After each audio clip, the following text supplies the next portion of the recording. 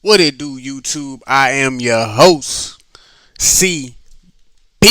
We in the house, man. We talking about basketball today. So I was sitting here watching ESPN, like I do, catching up on some sports, and I saw an interesting conversation that I like to bring to YouTube, cause that's what I do. Then I asked the question: Who has more to prove this year, Steph Curry or Luka Doncic? And I mean, I was just like dumbfounded by the question. But anyway, let's get into it. So Steph Curry, we know who he is. Uh, the best shooter ever. Like, let's go ahead and put that on the table. Um, All NBA guy, multiple years. He's a three-time champion, two-time MVP. He's accomplished a lot of things at the guard position in this league that nobody else in the NBA has accomplished at that level. So, in my opinion, he don't have a lot to prove at all. He can retire right now. He has outperformed his own projections. I remember when he was coming out of college at Davidson. I was a college student at the time, and I was like, this dude, he's good, but I don't know how good he's gonna be in the NBA. He was really skinny, didn't have a he just didn't have that look of an NBA guard. You know what I'm saying? He wasn't built like the Baron Davises and those type of players of the world who had, they had the size, they had the athleticism. He was a skinny guy who could really shoot. So I wasn't sure about him coming into the NBA. Now he has surpassed every expectation of him coming into the NBA. Let's just get that out the way. Uh, Now Luka Doncic. Who is Luka Doncic? Luka Doncic is a point guard. Very big one, by the way. He's about 6'7", 6'8", somewhere around there. He's from Slovenia. Overseas prodigy. Very, very successful. He's been very successful overseas. Come over to the Dallas Mavericks, and he starts putting up his first year. He's playing very well as a rookie, and then he stepped it up last year, averaging 28, 9 assists, 9 rebounds. Like that's phenomenal. And then he set the bubble on fire. He was that dude in the bubble who was setting the bubble on fire.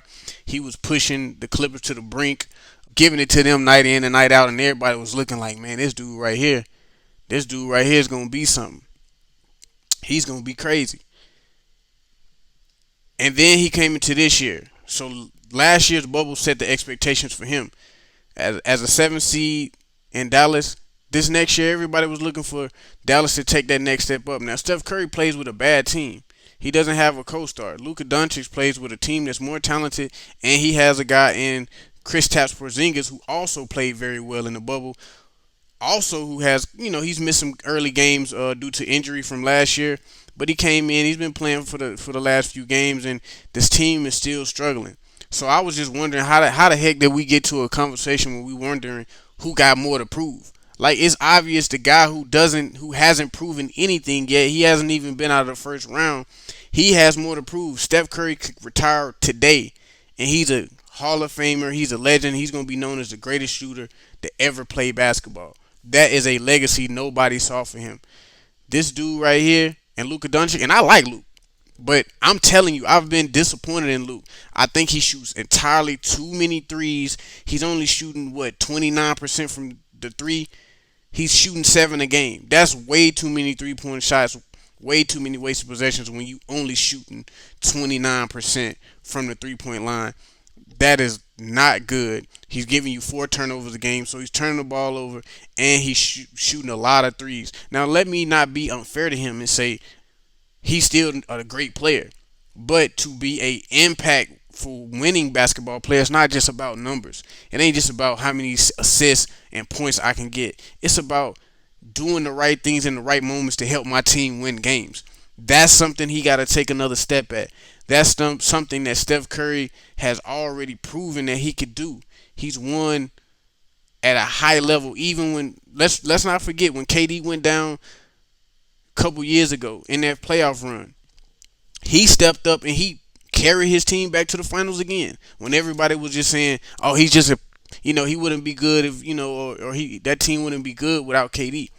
That team with him and Clay forever to me will be the best backcourt that I have ever seen. That's just me because of what they've been able to do. They consistently show no matter who else is on their team, those two can be the catalyst of a championship team. And I strongly believe when Clay get back, they're gonna be a team to be reckoned with. But Luka has not proven anything yet. Luka ain't done nothing yet. Give him time to do something first before you put him on the level of a Steph Curry.